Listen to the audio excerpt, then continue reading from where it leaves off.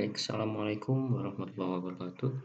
Selamat pagi pada teman-teman semua. Selamat malam, selamat siang, selamat sore, mahasiswa pertanian semester 1 pengantar ilmu ekonomi ya, mata kuliah kita bersama. Kita lanjutkan perkuliahan kita yang minggu kemarin sempat libur karena ada pilkada ya. Nah, bagi teman-teman yang sudah belajar tentang materi sebelumnya, permintaan dan penawaran, di antaranya Mbak Riris dan teman-temannya ya mungkin yang sudah mengerjakan, jangan malu untuk bertanya ya. Nah, kita setelah mempelajari yang kemarin tentang permintaan dan penawaran, kita juga belajar kurva, kemudian kita belajar formula. Yang terakhir mungkin masih agak kesulitan formula, kita lanjutkan dulu, tapi jangan sungkan juga ketika mau bertanya materi sebelumnya. Ini materi kelanjutannya adalah elastisitas permintaan dan penawaran. Jadi elastisitas permintaan dan penawaran ini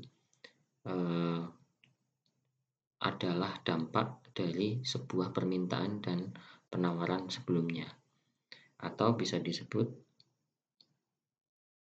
peristiwa tambahan dari permintaan dan penawaran. Ketika ada harga barang meningkat, kemudian permintaan menjadi meningkat, itu hukum.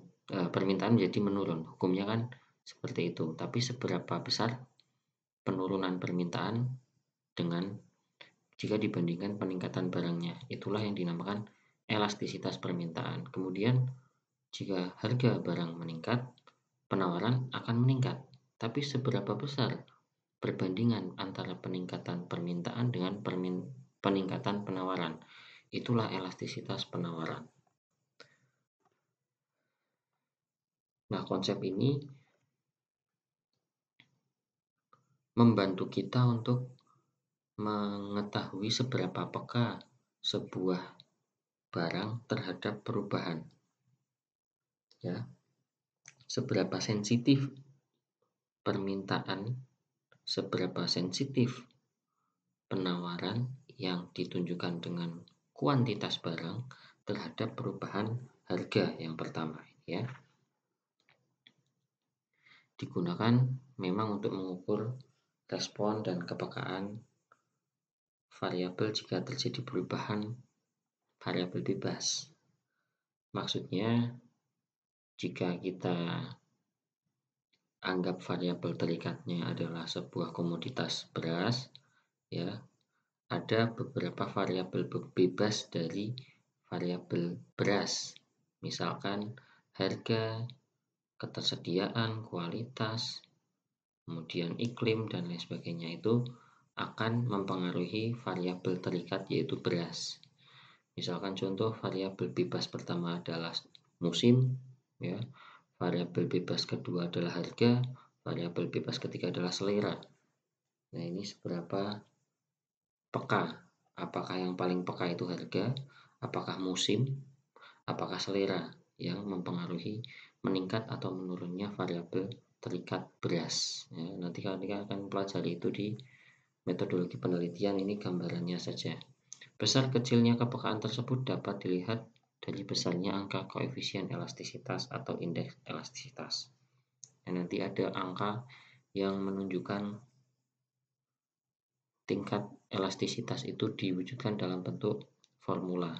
Nah, untuk diketahui ya teman-teman ya, ini kita ingat-ingat kembali formula regresi ya. Y sama dengan A plus BX ya, di mana Y sama dengan A plus BX juga ditentukan untuk mencari soal terakhir dalam video kita sebelumnya ya, dengan cara mengeliminasi atau mensubstitusi. Ingat ya, kalau sudah dieliminasi, untuk tujuannya berarti untuk mencari A dan B, mencari konstanta dan mencari koefisien. Kalau konstanta sudah ketemu, cari koefisien. Koefisien dan konstanta sudah ketemu, dibuatlah persamaan. Ya, nanti kita pelajari secara Microsoft Excel ya teman-teman. Elastisitas harga permintaan ya. Pada hukum sebelumnya, saya ulangi lagi, harga meningkat, maka permintaan masyarakat akan menurun. Ya, harga daging meningkat, maka permintaan masyarakat akan daging maka akan menurun. Hukumnya seperti itu. Berarti elastisitas permintaan harga daging. Kalau harga daging itu naik 50%, apakah penurunan dari permintaan daging ini juga 50%? Ya, belum tentu. Ya. Nah, ada jenis-jenis elastisitas juga nanti. Kalau permintaan menurun sebanding dengan peningkatan harga, namanya elastisitas apa? Kalau permintaan menurun tidak sebanding dengan kenaikan harga, namanya elastis apa? Ya, nanti di jenis-jenis elastisitas. Nah, sekarang dasarnya kita mulai dari permintaan. Digunakan untuk mengetahui besarnya perubahan jumlah barang yang diminta akibat adanya perubahan harga barang itu sendiri. Maka rumusnya bisa dihitung dengan delta Q, ya, selisih kuantitas barang ketika ada perubahan harga. Delta Q per Q1 dibagi delta P per P1. Ya, ini ya. Ini sama saja, teman-teman. Ini kemudian disederhanakan menjadi ini.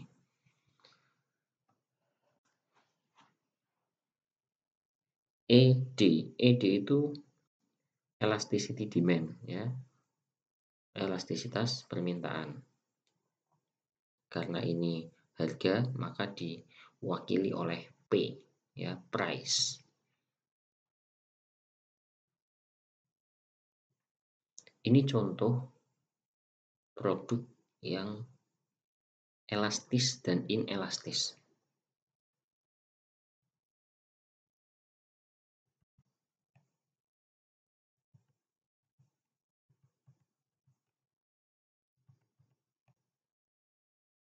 Ya, ini contoh produk elastis dan produk inelastis. Produk elastis dulu, mobil, perhiasan, dan laptop. Ini elastis kalau ada perubahan harga, ya, ada perubahan pendapatan masyarakat, ada peningkatan selera masyarakat atau gaya hidup masyarakat. Secara teori, ketika mobil itu harganya turun, masyarakat akan berbondong-bondong mencari mobil yang harganya turun, ya, atau misalkan ada potongan harga, promo, diskon, dan lain sebagainya. Begitu juga perhiasan dan laptop. Masyarakat akan tertarik jika ada penurunan harga mobil, perhiasan, dan laptop, karena barang-barang ini bisa dijadikan sebuah kesenangan, ya, dan berfungsi juga, karena mungkin orang akan lebih memiliki prestis, akan lebih memiliki gaya hidup yang lebih tinggi dari sebelumnya. Nah, kalau misalkan laptop, ya, yang tadinya pelajar atau pekerja yang masih menggunakan komputer yang tidak bisa dibawa kemana-mana, atau masih belum punya, ingin sekali punya untuk bekerja atau belajar, ada promo laptop murah. Nah, ini pasti akan dibeli, ya. Tapi kalau tidak ada promo, maka mungkin kita masih akan ke warnet dan lain sebagainya. Nah, itu bukan teori, ya, tapi ilustrasinya seperti itu. Begitu juga dengan perhiasan, sama, ya, terutama untuk kaum wanita. Nah, yang inelastis. Tadi mobil, perhiasan, dan laptop elastis kalau dilihat dari tingkat atau jenis produknya, ini produk yang bisa dikatakan produk tersier lah ya, atau sekunder. Ketika tidak dipenuhi, maka masyarakat akan bisa untuk mencari penggantinya. Misalkan tidak punya mobil, bisa pakai motor ya, nggak pakai perhiasan, nggak apa-apa, nggak masalah. Nggak pakai laptop, bisa ke rental komputer. Nah, kalau ini nggak ada gantinya, makanya inelastis, makanya tidak elastis. Seberapa besar pun mungkin ya ada perubahan harga, ada peningkatan atau penurunan pendapatan atau gaji atau upah. Ini beras, gula, dan bensin ini nggak akan banyak berubah ya. Kalaupun berubah sangat kecil. Perubahannya tidak terlalu besar. Karena sehari seseorang pada umumnya makan 3 kali sehari. Kalau gajinya naik, maka yang dikonsumsi juga tetap 3 kali sehari. Ya, kalau kita lihat beras, begitupun juga gula. Ya. Nah, bensin pula seperti itu. Kalaupun harga bensin naik, kita tidak bisa mengurangi konsumsi bensin kita. Ya, karena memang kita hanya bisa mengikuti harga yang sudah ditentukan oleh pemerintah. Tidak bisa mengurangi konsumsi bensin. Hal ini akan terlihat ketika kendaraan pribadi yang kita miliki, ya. Maka kendaraan itu dalam 1 bulan menghabiskan berapa liter? Misal contoh dalam 1 bulan 15 liter bensin. Ketika harga naik, maka kalau aktivitas kita nggak berubah, ya tetap 15 liter bensin. Berarti kita, ataupun perubahannya sangat kecil ya, mungkin hanya 16 liter atau kurang dari 15 liter, hanya 14,5 liter dan kurang dari 1 liter lah perubahannya. Itu masih inelastis karena ini barang pokok ya. Untuk kendaraan pribadi kita itu konsumsi bensin itu sudah barang wajib untuk aktivitas kita sekolah, aktivitas kita bekerja, dan aktivitas rumah tangga sehari-hari. Karena 2 hal itu tidak berubah ya. Nah, itu penjelasan tentang elastisitas secara praktis gitu ya. Nah, ini yang mungkin nanti ya ini saya jelaskan ya. Kalau dari perhitungan, nah ini ya, kalau sudah ada angka Q2 min Q1 atau delta Q, perubahan jumlah barang yang diminta akibat perubahan harga dibagi jumlah barang pertama sebelum ada perubahan, dibagi lagi perubahan harga dibagi harga sebelum berubah. Angkanya kita masukkan, maka di sini akan menghasilkan nilai ya, menghasilkan nilai. Nilainya, jika nilai dari perhitungan rumus tadi itu ED-nya lebih dari 1, maka itu bisa dikatakan barang elastis. Ya, lebih dari 1. Contohnya misalkan harga daging atau harga ayam naik 50%. Maka sesuai dengan hukum permintaan ayam dan daging akan menurun lebih dari 50%. Kayak gitu ya. Maka itu bisa dikatakan elastis. Inelastis ketika harga daging berubah naik 50%, kemudian permintaan menjadi turun, tapi tidak ada 50% penurunannya. Maka itu dikatakan tidak elastis. Tapi kalau dalam hal ini mungkin satu jenis barang itu tidak bisa kondisinya elastis dan inelastis, maka kita harus cari contoh lain. Kalau tadi daging dan ayam itu elastis ya, mungkin yang inelastis itu ya misalkan beras ya, karena beras itu pokok. Kalau daging dan ayam bisa diganti, kalau beras nggak bisa diganti di Indonesia. Harga beras naik 50%, permintaan menurun paling sekitar 10%. Nah, itu bukan elastis ya, inelastis. Nah, kemudian unitary. Ketika harga naik 50%, penurunan juga 50%, maka itu dikatakan unitary. Oke. Elastis unitary. Nah, kalau ED-nya 0, maka itu inelastis sempurna. Kalau ED-nya tidak terhingga, maka elastis sempurna. Nanti Anda bisa belajar dari contoh. Ya.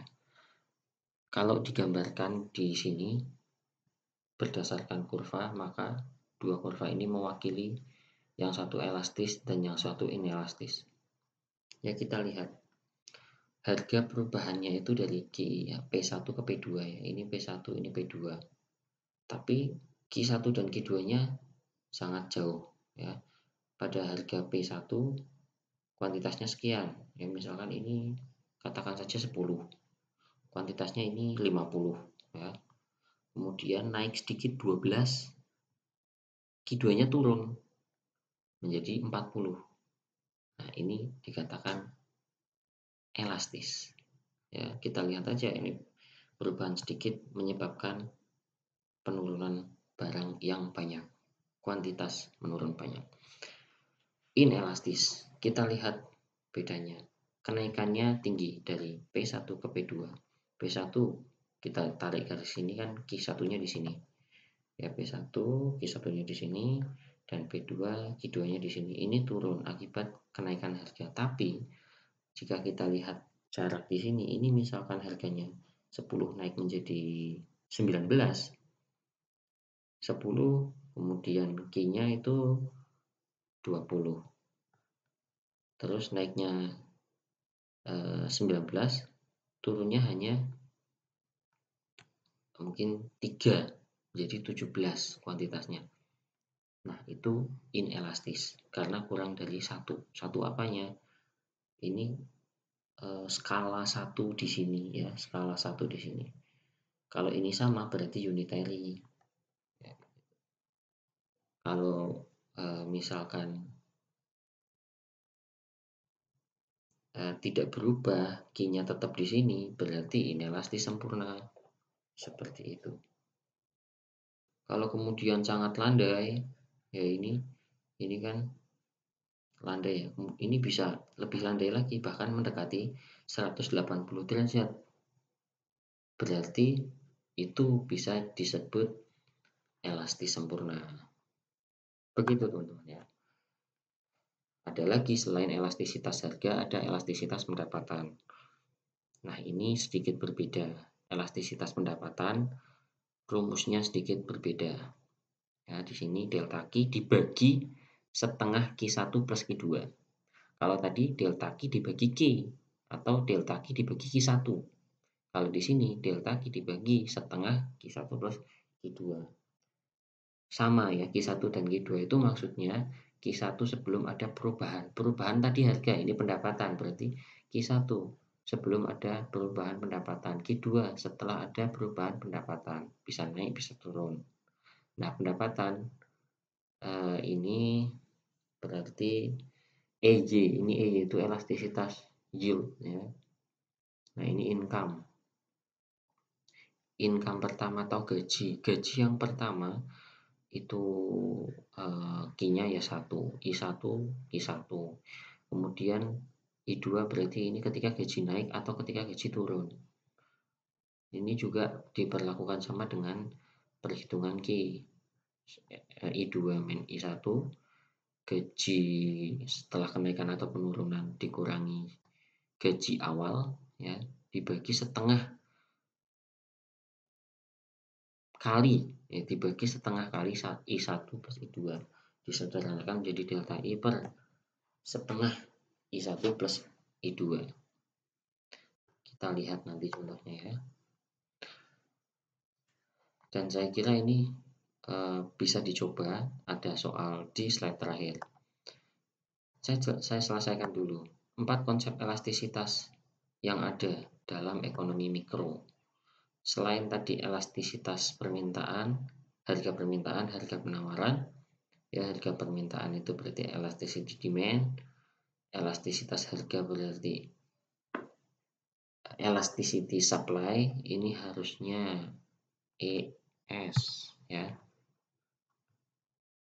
bukan WS tapi ES. Oke.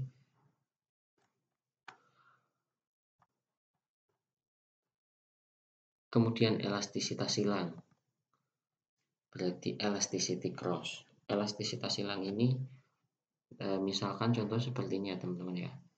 Kalau ini kan udah paham tadi permintaan dan penawaran, kita berkaca pada hukum permintaan dan hukum penawaran. Elastisitas silang itu ketika satu barang mempengaruhi barang yang lain. Harga daging lah misalkan, ya. Kalau harga daging itu turun, permintaan daging kan akan jadi naik, ya. Ini menyebabkan penurunan di komoditas lain, misalkan apa, telur, ya. Karena dagingnya murah, masyarakat beli daging, kemudian permintaan telur jadi turun, padahal harga telurnya tetap, kayak gitu, ya. Harga telurnya tetap, tapi kok nggak naik, nggak turun, tapi kok permintaan telur bisa turun. Oh, ternyata harga dagingnya turun, masyarakat pada pindah ke daging, kayak gitu. Elastisitas pendapatan, ya tadi yang sudah kita jelaskan, harganya tetap tapi pendapatan kita naik, maka permintaan bisa naik, ya. Atau penawaran juga bisa, jumlah barang yang diminta bisa naik, bisa turun. Nah, kayak gitu, quantity, ya, berdasarkan quantity. 4 teori ini mohon dipelajari lebih lanjut. Adapun yang mempengaruhi tingkat kemudahan barang yang bersangkutan digantikan oleh barang lain, ini berarti tentang fleksibilitas barangnya. Fleksibel nggak untuk diganti dengan barang yang lain? Oh, fleksibel, nggak ada mobil, motor pun jadi, itu mempengaruhi elastisitas. Tapi kalau misalkan ini barang nggak bisa digantikan barang yang lain, ini bisa menjadi barang yang inelastis, ya, kayak gitu, ya. Nggak ada yang bisa menggantikan barang ini. Misalkan contoh apa, ya, rumah, ya, kita mungkin suatu saat harus punya rumah sendiri, tidak bisa digantikan dengan tenda rumah itu, ya, harus beli rumah, maka rumah itu menjadi inelastis, ya. Besarnya proporsi pendapatan yang digunakan, ya, ini menjelaskan kayak gini, teman-teman, ya. Meningkatnya pendapatan, meningkatnya pula gaya hidup, kayak gitu. Dengan gaya hidup yang meningkat, maka itu juga menentukan elastisitas suatu barang. Pendapatan kita meningkat, maka kita bisa beli handphone yang bagus atau gonta-ganti HP dalam waktu tertentu lebih sering, ya. Yang tadinya kita beli HP itu sampai 5 tahun baru ganti, sampai rusak baru ganti, sekarang kita pendapatannya meningkat, baru 3 bulan HP-nya ganti. Proporsi pendapatan yang kita gunakan menjadi sangat besar, ya. Nah, itu menjadikan elastisitas HP itu tinggi, kayak gitu. Jangka waktu analisa, nah ini jangka waktunya bisa mempengaruhi elastisitas suatu barang? Karena suatu barang itu, kalau misalkan barang makanan itu umur ekonomisnya pendek, ya, cepat basi, tentu akan berbeda elastisitasnya dengan barang elektronik, mebel yang umur ekonomisnya tinggi, transportasi dan lain sebagainya. Barang otomotif umur ekonomisnya lebih panjang daripada barang elektronik. Barang mebel dari kayu umur ekonomisnya lebih tinggi lagi, lebih panjang lagi. 10 tahun masih bisa dipakai. Ya, seperti itu. Jenis barangnya juga, apakah ini barang sekunder, tersier, atau barang primer. Tadi di contoh yang tiga itu sama, bisa dikatakan itu elastisitas berdasarkan jenis barang. Nah, sekarang ada ya elastisitas penawaran dan elastisitas silang. Nah, elastisitas penawaran kalau tadi itu yang diminta, sekarang yang ditawarkan sama saja, ya. Kalau kita produsen atau penjual melihat harga pasar akan harga tembakau misalkan, ya. Ini sangat elastis mungkin harga tembakau ini. Atau bisa jadi inelastis, ya tergantung sudut pandang kita, ya. Misalkan harga tembakau itu tidak elastis. Harga cukai meningkat tapi permintaan tetap tinggi. Pembelian akan rokok tetap tinggi. Kenapa? Karena selera. Karena sudah menjadi kewajiban bagi para perokok untuk membeli rokok. Nah, seorang penjual rokok, misalkan dia tahu harga rokok akan meningkat 20% karena peningkatan harga bea cukai itu sekitar 12%. Kemudian akhirnya harga rokok akan meningkat 12% atau bahkan lebih dari 12%, misalkan meningkatnya 20%. Taruhlah tahun 2021 harga rokok meningkat 21%, 20% ya. Terus kita lihat nanti yang ditawarkan itu menurun apa enggak. Kalau berdasarkan ilmu penawaran, teori penawaran, maka yang ditawarkan akan menurun. Kenapa? Karena memang teorinya seperti itu. Jika kondisi ceteris paribus, faktor lain dianggap sama. Dengarkan penjelasan saya. Kalau faktor lain dianggap sama, berarti cuma harganya yang meningkat. Cuma harga rokok yang meningkat, harga vape masih utuh, harga gaji masyarakat masih utuh, dan lain sebagainya. Ceteris paribus kayak gitu ya. Oke, itu sudah saya jelaskan lagi. Nah, harga meningkat 20% tahun depan. Kalau di tahun depan itu penjual harus menurunkan penawaran akan rokok, seberapa besar yang harus diturunkan? Ya, itu kan. Kemudian, maka penjual yang kalau di agen atau distributor, ya, atau di toko kecil mungkin akan dititipi dari produsen rokok, ya, untuk dijual. Nanti kalau laku baru dibayarkan, seperti itu ya. Nanti di drop berapa banyak. Nah, penurunan jumlah rokok itulah yang menunjukkan elastisitas penawaran rokok. Pastinya tidak sebanyak sebelum ada peningkatan harga bea cukai.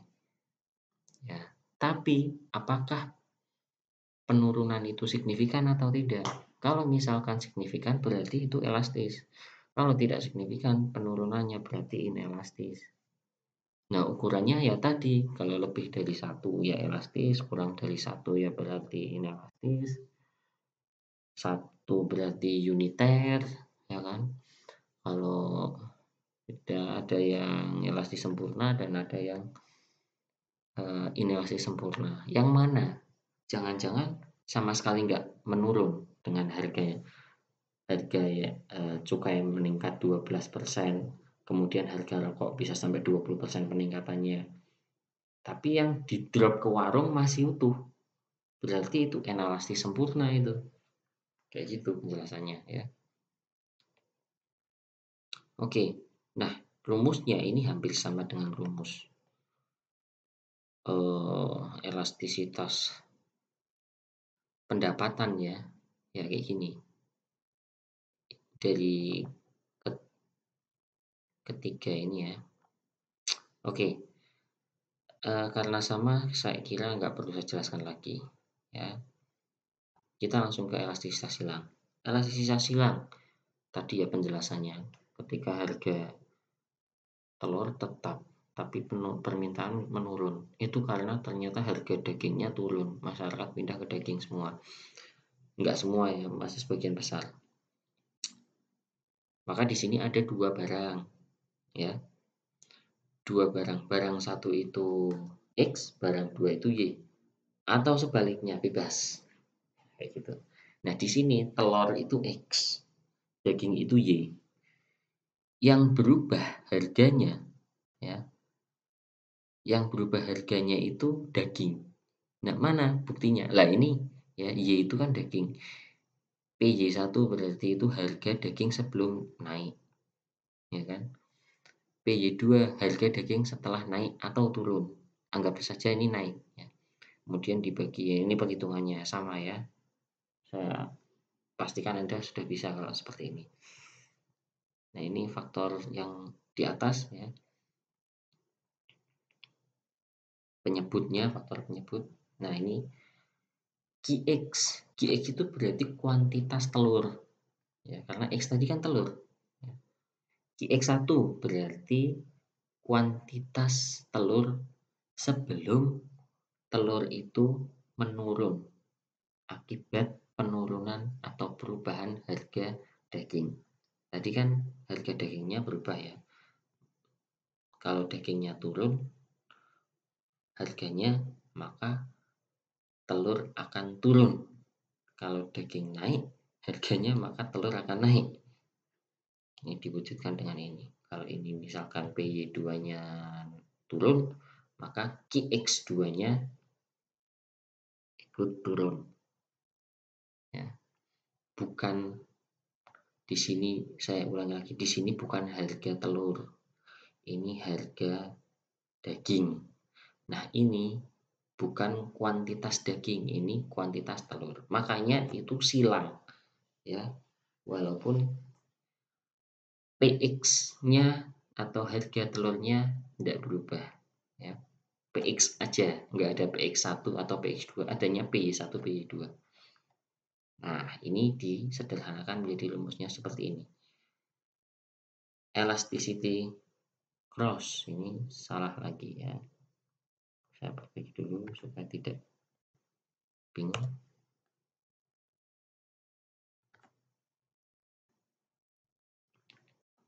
Nah, latihan soalnya silahkan dikerjakan. Turunnya harga bensin 6.000 menjadi 5.000. Coba dihitung berapa penurunannya. Ini mengakibatkan kenaikan harga mobil bekas 250 menjadi 300 per bulan. Berapa peningkatan permintaan mobil bekas? Kemudian dibandingkan dengan rumus yang sudah kita pelajari. Nah, yang pertama ini gunakan rumus ED ya. Elasticity demand. Yang kedua, pada tahun 2006 harga gabah 250.000 per kilo. Ya, kemudian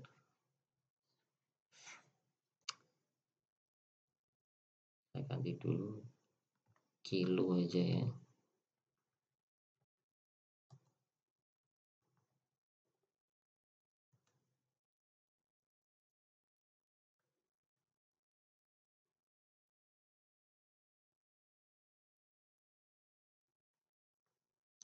Atau ton.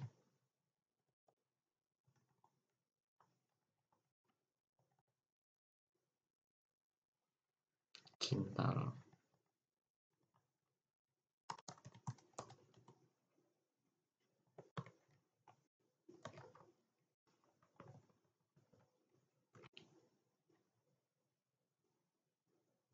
Ya, ini saya jelaskan lagi. Yang kedua, harga pada tahun 2006 itu gabah 250.000 per kintal. Ini contoh aja lah. Semoga tidak terlalu menyimpang kalau ada perbedaan.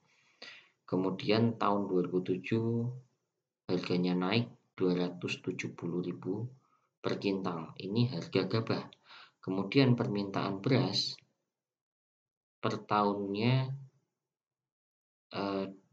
pada tahun 2006 menjadi 450 ton dan tahun 2007 menjadi 445 ton. Gunakan elastisitas harga permintaan, hitunglah elastisitas harga permintaan beras tersebut ya. Oke, nah ini antara gabah dan beras. Jangan terkecoh. Harga gabah dengan harga beras tentu berbeda ya. Ya, harga gabah itu ketika masih berupa gabah ya, yang dibeli oleh bukan konsumen akhir tentunya ya, bukan masyarakat yang konsumsi yang membeli, tapi masyarakat yang mau mendistribusikan gabah, memproduksi gabah menjadi beras itu ya. Jadi ini gunakan rumus elastisitas silang atau elasticity cross atau EC, begitu ya. Semoga berhasil mengerjakan ini. Terima kasih. Saya akhiri. Silahkan bisa dikumpulkan nanti pada tugas Google Classroom. Wassalamualaikum warahmatullahi wabarakatuh.